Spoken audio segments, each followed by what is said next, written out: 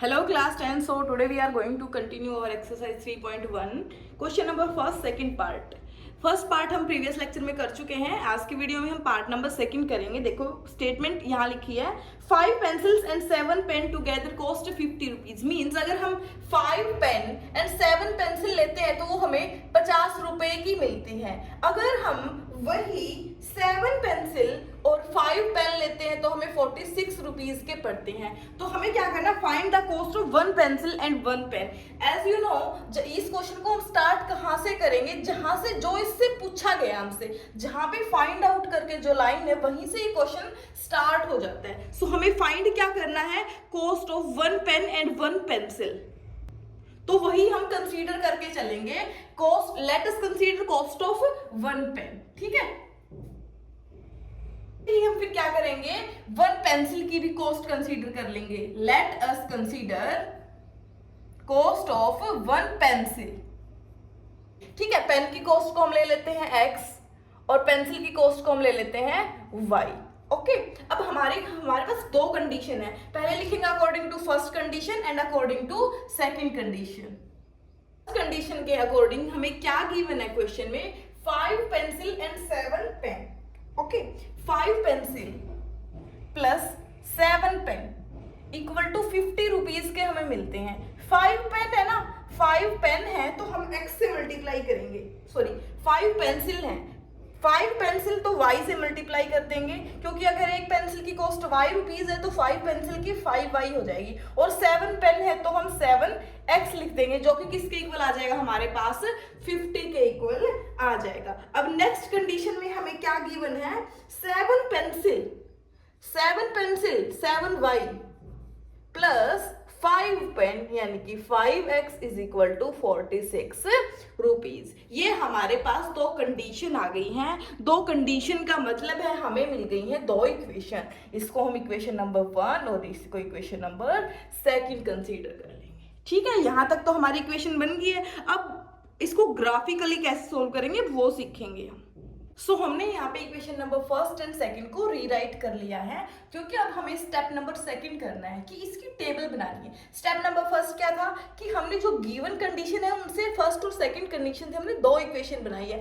अब second step में क्या करना है, हमें इनकी टेबल जनरेट करनी है. और थर्ड स्टेप में हम इसका ग्राफ बनाएंगे. ठीक है, x एंड y है हमारे पास, तो इसको x and y as it is लिख लेंगे. एक बार हमें x की वैल्यू 0 रखनी है, x की वैल्यू को 0 रखो सेम इसी इक्वेशन में. ये आपका रफ वर्क रहेगा. यहाँ पे 5y plus 7x is equal to 50 होगा. ठीक है, अगर हम x की वैल्यू को 0 पुट कर देते हैं, 5y plus 7 into 0 equal to 50. 5y is equal to 0 हो गया, ये तो 50. 5 10 50. सो y की वैल्यू क्या आ गई यहाँ से 10.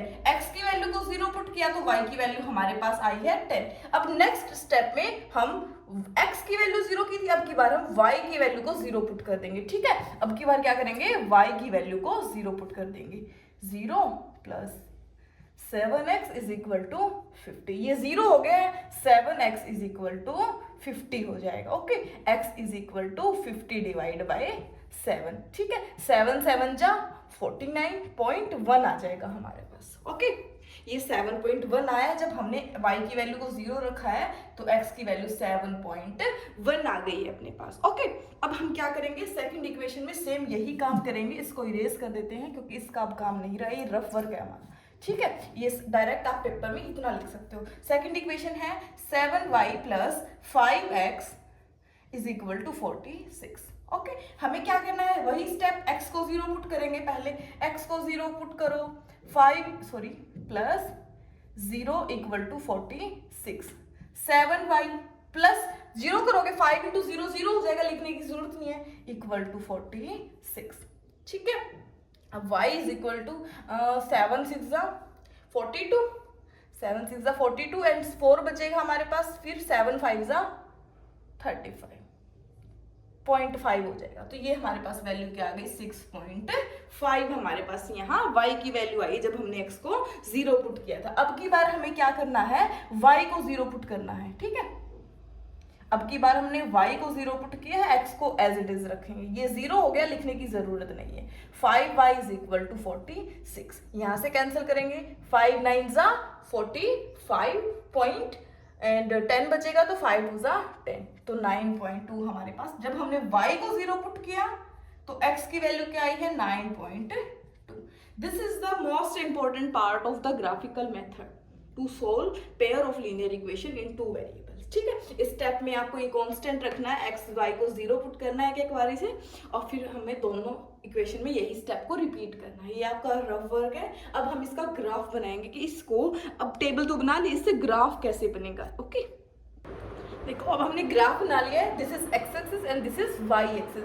अब हम सारी वैल्यूज को, देखो पहले फर्स्ट इक्वेशन की बात करेंगे हम, पहले इसका काम हम ग्राफ पे करेंगे। देखो ठीक है, x की वैल्यू क्या रखनी है 7.1 रखनी है हमें। x एक्सिस पर 7 रखेंगे, यहाँ पे 1 2 3 4 5 6 7, यहाँ 7 है ना, तो हमें चाहिए 7.1, तो इससे जस्ट इधर वैल्यू लगाएंगे हम। ठीक है, जस्ट पास्ट में।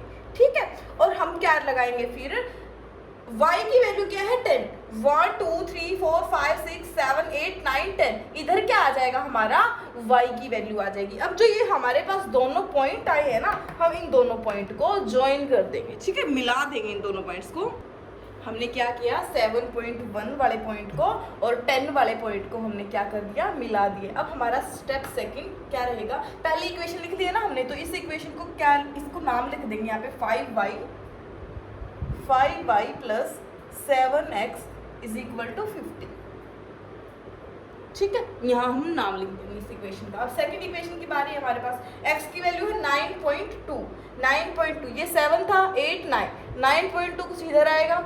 ठीक है, और y की वैल्यू को क्या पुट करना 6.5, y की वैल्यू इधर होगी 1 2 3 4 5 6, 6 यहाँ है तो 6.5 हमारे पास यहाँ आ जाएगा। ठीक है, अब हम इस पॉइंट को और इस पॉइंट को यूजिंग स्केल ज्वाइन कर देंगे। हम इस इक्वेशन के ऊपर भी इस इक्वेशन का नाम दे देंगे 7y plus 5y, 7y plus 5y is equal to 46।